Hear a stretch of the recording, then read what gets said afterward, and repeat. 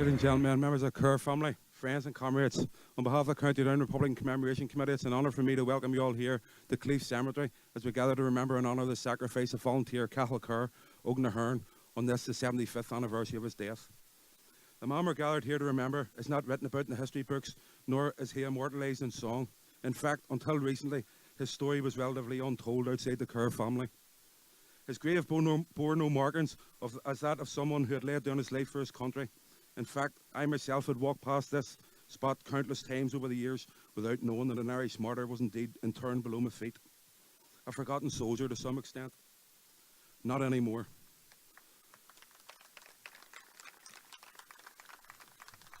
On this, the centenary of the Easter Rising, we felt it fitting to mark this volunteer's grave, and with the help and guidance of members of the Kerr family, I am proud to announce that before this commemoration concludes, as a last and fitting tribute to this brave Irish patriot, we will unveil a plaque on his grave in his honour and befitting the cause for which he died. So, who was Cahal Kerr? Cahal was born here in Cleef in 1921, around the time of partition, when the Protestant state for a Protestant people was declared in the 6 counties against the will of the Irish people. Rural County Down was soon to feel the wrath of this new state. Growing up, Cahal witnessed the widespread discrimination against his family and many of his friends and neighbours. He also witnessed the brutality of the B Special and RUC raiding parties and the ongoing brutalisation and intimidation. Cahal also grew up hearing the revolutionary stories of the bravery of the men and women of 1916 and of local martyrs such as Seamus Blaney, shot in the head by a British soldier at an IRA training camp at Lochmoney near Downpatrick in 1922. Volunteer Blaney survived for several months before succumbing to his injuries in early 1923. Seamus Blaney wrote to his father from a military hospital in Belfast regarding his injuries. His description of why he was shot could have easily have been that of Cahal Kerr's death, when Seamus Blaney wrote, "Father, the ideal Pearse died for, the same ideal McSweeney died for, that is what I was shot for." With the revolutionary spirit of Pearse, McSweeney and Blaney in his heart, Cahal Kerr joined the ranks of the IRA in the late 1930s. He became a dedicated volunteer of the East Down Unit. In December 1939, the Stormont government introduced internment in the north. In an attempt to quash Republican resistance, many Nationalists and Republicans were arrested and held without trial or charge. 200 such internees for a time held in the Al-Rawada prison ship, which was docked in Strangford Lough near Killalay. The policy of internment failed, in the short term at least.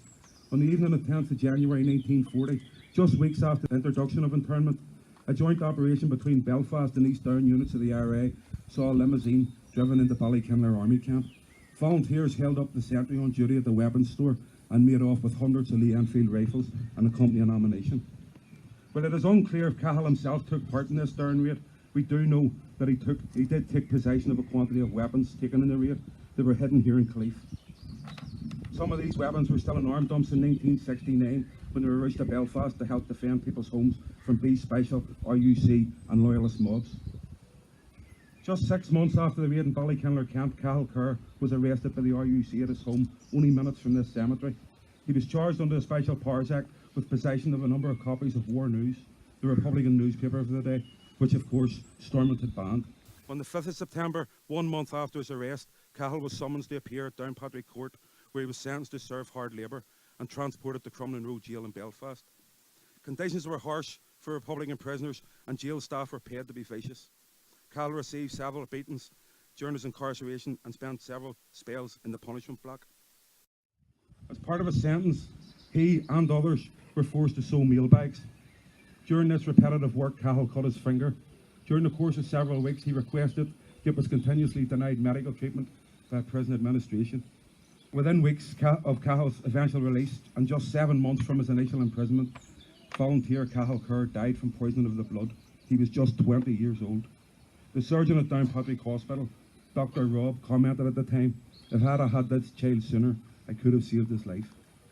Volunteer Cahal Kerr, East Down Óglagh Cahal, died a soldier of the Irish Republic on the 26th of April 1941, aged 20.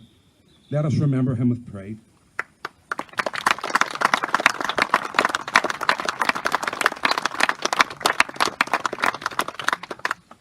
I would now call Emmett Durham to come up and read the proclamation, please.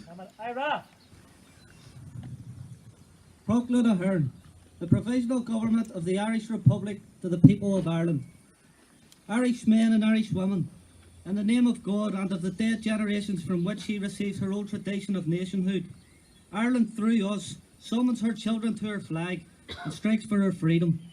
Having organised and trained her manhood through her secret revolutionary organisation, the Irish Republican Brotherhood, and through her open military organisation, the Irish Volunteers and the Irish Citizens' Army, having patiently perfected her discipline, having resolutely waited for the moment to reveal itself, she now seizes that moment, and supported by her exiled children in America and by gallant allies in Europe, but relying in the first on her own strength, she strikes in full confidence of victory. We declare the right of the people of Ireland to the ownership of Ireland and to the unfettered control of the Irish destinies, to be sovereign and indefeasible. The long usurpation of that right by a foreign people and government has not extinguished the right, nor can it ever be extinguished, except by the destruction of the Irish people. In every generation, the Irish people have asserted their right to national freedom and sovereignty. 6 times during the past 300 years, they have asserted it in arms, standing on that fundamental right, and again inserting it in arms. In the face of the world, we hereby proclaim the Irish Republic as a sovereign independent state, and we pledge our lives and the lives of our comrades in arms to the cause of its freedom, of its welfare, and of its exaltation among the nations. The Irish Republic is entitled to, and hereby claims, the allegiance of every Irish man and Irish woman. The Republic guarantees religious and civil liberty, equal rights and equal opportunities to all its citizens, and declares its resolve to pursue the happiness and prosperity of the whole nation and all of its parts, cherishing all of the children of the nation equally, and oblivious of the differences carefully fostered by an alien government, which have divided a minority from a majority in the past, until our arms have brought the opportune moment for the establishment of a permanent national government, representative of the whole people of Ireland, and elected by the suffrages of all her men and women. The provisional government hereby constituted will administer the civil and military affairs of the Republic in trust for the people. We place the cause of the Irish Republic under the protection of the Most High God, whose blessing we invoke upon our arms, and we pray that no one serves that cause will dishonour it by cowardice, inhumanity, or rapine. In this supreme hour, the Irish nation must, by its valour and discipline, and by the readiness of its children, sacrifice themselves for the common good, prove itself worthy of the august destiny to which it is called. Signed on behalf of the Provisional Government, Thomas J. Clark, Sean McDermott, Thomas McDonough, P.H. Pearce, Eamon Kent, James Conley, and Joseph Plunkett.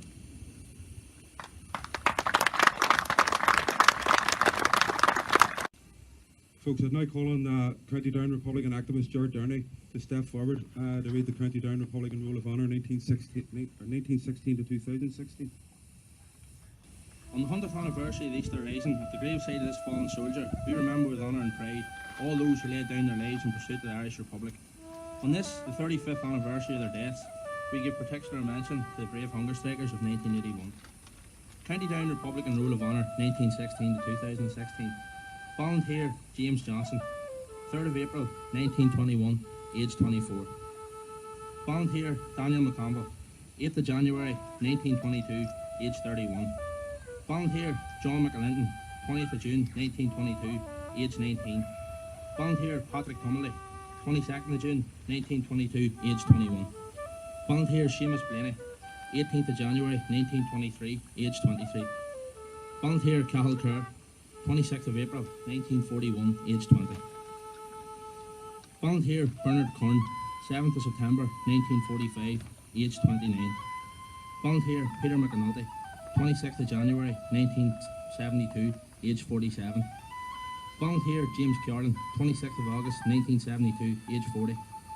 Volunteer Martin Corn, 26th of August 1972, aged 21. Volunteer Leo Hanlon, 10th of February 1973, aged 23. Volunteer Vivian Fitzsimons, 10th of February 1923, aged 17. Volunteer Alphonsus Cunningham, 21st of July 1973, aged 21. Volunteer Pauline Kane, 21st of January 1973, aged 21. Volunteer Paul McGorian, 14th of August 1974, aged 21. Volunteer Francis Rice, 18th of May 1975, aged 17. Volunteer Lachlan McGinn, 25th of August 1989, aged 28. Volunteer Colin Marks, 11th of April 1991, aged 29. To finish, I will quote Padraig Pearse from his oration on the graveside of the brave Fenian leader O'Donovan Rossa in 1915. The quote is as fitting at this graveside at this time as at any graveside at any time since 1915. The defenders of this realm have worked well in secret and in the open. They think they have pacified Ireland. They think that they have purchased half of us and intimidated the other half. They think that they have foreseen everything, think that they have provided against everything. But the fools, the fools, the fools, they have left us our Fenian dead. And while Ireland holds these graves, Ireland unfree shall never be at peace. Folks, at this point of proceedings, would like to lay a number of wreaths in honour of volunteer Cahal Kerr. Could I first ask Clara Kerr, a second cousin to Cahals, to come forward and lay a wreath on behalf of the Kerr family?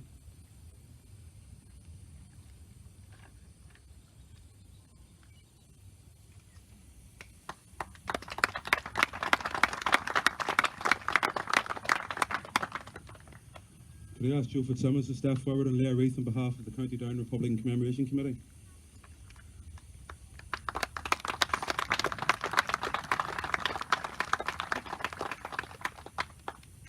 And Kate Finnegan to come forward and lay a wreath on behalf of Belfast 1916 Commemoration Committee.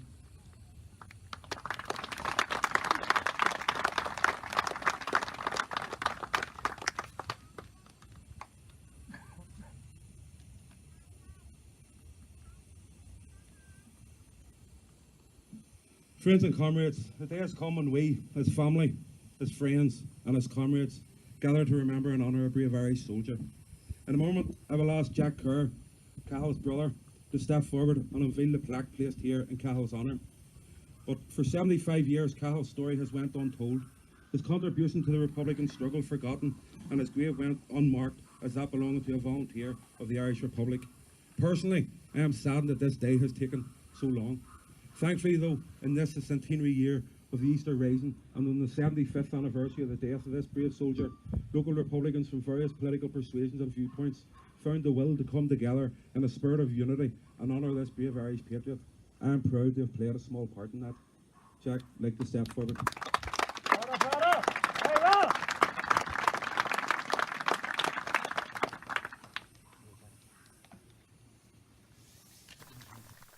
Folks, for anyone who can't actually see the plaque at the minute, you'll get a chance to look at it later, but the inscription on it says Volunteer Cahal Kerr, died a soldier of the Irish Republic, 26th of April 1941, erected by his comrades in County Down on the centenary of the Easter Rising. I would now ask that we observe a minute's silence to remember all those who have sacrificed during the struggle for national liberation. This will be followed by the lowering of the flags, accompanied by a lament.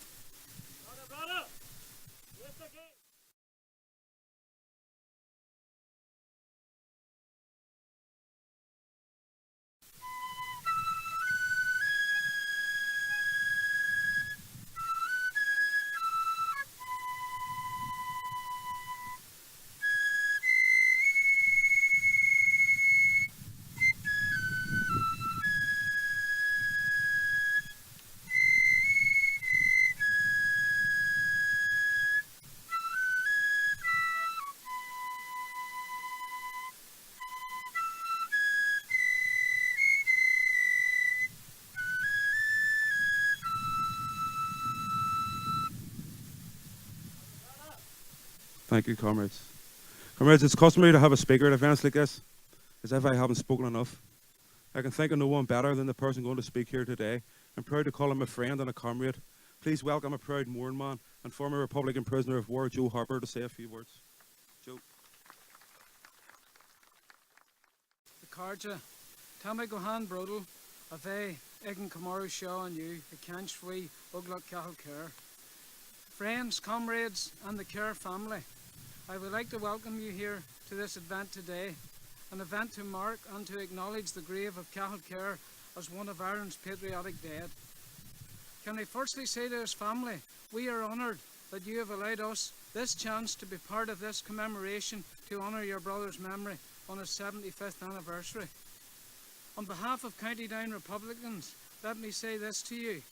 The Kerr family, we acknowledge that this event we are now holding has been long overdue.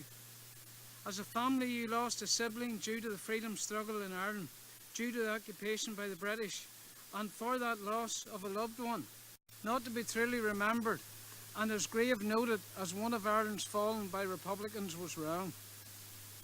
We hope that today's event will place Cahal Kerr's name and his death in the Republican context it deserves. I would like to say that it has been the driving force from local East Down Republican Daithí Clinton why we are standing here today. Thank you, Daithí, for uncovering this issue and spearheading the marking of this event and bringing its reality. Now let's look back 75 years. A young man named Cahal Kerr took the courageous decision to be part of the struggle to end British rule in Ireland. No doubt, when Cahal joined the Republican movement, he did so in full knowing of what dangers and difficulties that lay ahead of him. I know that Cahal would have been following on, like many others like him, inspired by such greats as Wolfe Tone, Robert Emmet, and the leaders of the 1916 Rising. Setting aside the personal cost to himself, Cahal gallantly carried on that desire to bring freedom to his native land. He could have, like many others, chosen an easier path and ignored the terrible wrong. Cahal Kerr didn't flinch his duty, as Daithí outlined. We know that he took ownership of weapons liberated from Ballykilner army camp. Sadly, like many Republicans, Cahal soon found himself before a British court on Irish soil, and he was sentenced for having copies of the war news. Cahal Kerr's name needs and should be echoed in the Republican folklore of County Down and beyond, as he lost his life in the struggle, our struggle. Today we reflect as we are gathered at Cahal's grave, and I am fully aware that 75 years on I cannot speak for him. But on the gathering of thoughts, I know without a doubt of fact, Óglagh Kerr lost his life due to and because of British occupation in Ireland. He wanted to break the connection with England, like the gallant fallen before him. He didn't, nor do I believe, would be saying today that he fought and died seeking anything less than full freedom. I do believe Cahal's desire was so well described by James Connolly. The British government has no right in Ireland, never had any right in Ireland, never can have any right in Ireland. Cahal Kerr, we salute you, fallen son of Erin. Today, my friends, we are 75 years on from Óglagh Kerr's death, a death aided and abetted by the British rule in Ireland. 75 years on, and that same tyranny exists in our land, using all the tactics of a plundering colonial power to remain in Ireland. And whether they hold 6, 9 or 26 or 32 counties of this island, as Irish Republicans we are committed and striving to the end to break that end. Let me say that it is the ethos of being a Republican to end British rule in Ireland, as gallant Óglagh Kerr wanted to achieve. As we mark the death of Cahal Kerr today, let us not be deterred. Let us not be labelled as this and that. We are Irish Republicans following on in the tradition of Wolfe Tone, Robert Emmet and James Connolly. They were not dissidents, neither are we. Collaborators and poachers turned gamekeepers have no right or moral authority to label us. And if I may use this occasion to highlight an issue that I believe is similar in many ways to how Cahal found himself in prison. An Irish Republican called Tony Taylor from Derry is presently interned in McGabry jail. Yes, interned. Tony is and has been an active Republican all his adult life. He has spent 2 periods in jail for his Republican beliefs. Today he lies in a British prison on Irish soil, interned without trial, no evidence provided. Spirited away from his family, wife and kids, parents and his community on the orders of the British Secretary of State. Carja, Tony's case needs highlighting by all and every one of us. And if people bob and weave on the question of its political angle, explain to them it's a human rights issue. Internment was wrong when Cahal was alive, was wrong after Cahal died and was wrong and is always going to be wrong. Tony is a Republican who wanted what Wolfe Tone, Robert Emmet and Connolly wanted. So forget this and that of everything. And we and them. United we stand, divided we fall. Finally, can I sum up? In the name of republicanism and its dead generations, we remember, we salute Óglagh Cahal Kerr. I call on all here today to forget the sideshows, the distractions being created by many and by people who should know better. Tell me what country gained its freedom by asking for it. In the words of James Connolly, do not be misled by the promise of politicians. Remember that the whole history of Ireland is a record of betrayals by politicians and statesmen. And remembering this, spurn their lying promises and stand up for a united Ireland. I believe Cahal Kerr enacted in these words. We should also do likewise. Baragee Bua Carja, victory will be ours, Chucky Arla, Goramila.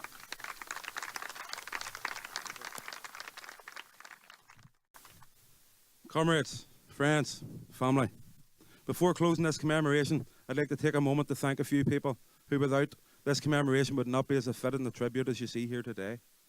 First and foremost, I must thank the Kerr family, and in particular, Jack and Kate, who have been welcoming me into their home since August last year, when I arrived unannounced on what turned out to be Jack's 21st birthday party. Your information, assistance and kindness has been invaluable to this project. Thank you.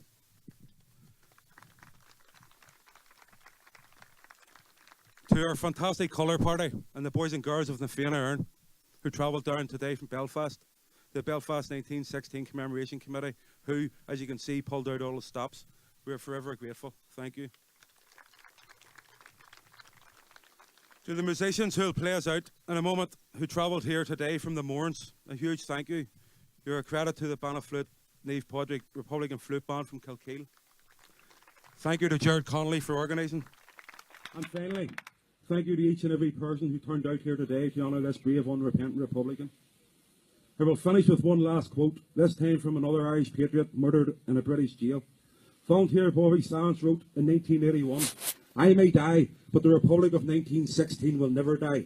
Onwards to the Republic and the liberation of our country. This commemoration has come to an end, but the memory of Cahal Kerr should live on us all. Up the Republic. Will you please be upstanding for the national anthem? Thank you.